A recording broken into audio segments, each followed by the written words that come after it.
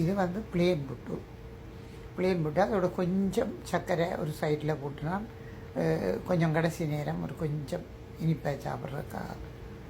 இந்த மாவை வந்து அவிச்சிட்டு திரும்ப அரிக்கணும். அரித்தட்டில் போட்டு நல்லா அரிச்சிட்டு திரும்ப தான் இந்த புட்டை குழைக்கணும். இந்த அரிசி மாவும் வந்து இப்படித்தான். இது கொஞ்சம் அந்த மாவை வறுத்துட்டு தான் புட்டை அவிக்கணும். அப்போ தான் அந்த சுகர் வந்து குறையும்.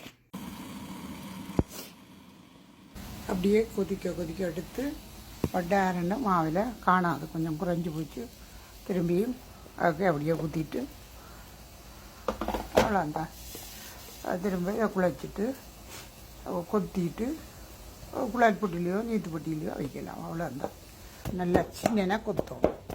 இப்படி கொத்திட்டு நல்ல குருணியாக கொத்தினா அவ்வளோ சாப்பிட்டே வரும்.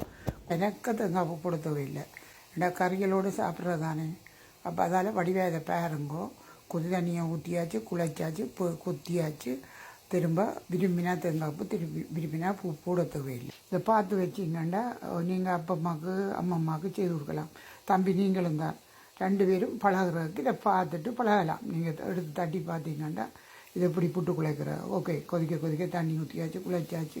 அவிச்சரிச்ச மாவில் திரும்ப இதுகளை போட்டு விரும்பினா போடுங்க, விருப்பம் இல்லாட விடுங்கோ. எனக்கு விருப்பம் இந்த வாழை இலையில் புட்டு வச்சு இப்படி கொட்டி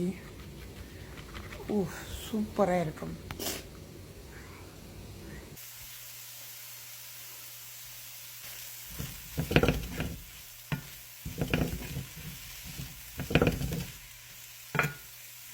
வாங்க சாப்பிடலாம். எல்லாம் ரெடி. வாழைப்பூவில் வர கத்திரிக்காய், வெள்ளைக்கறி, பீட்ரூட் எல்லாம் செய்தா. சரியப்பா, சரி பாய்.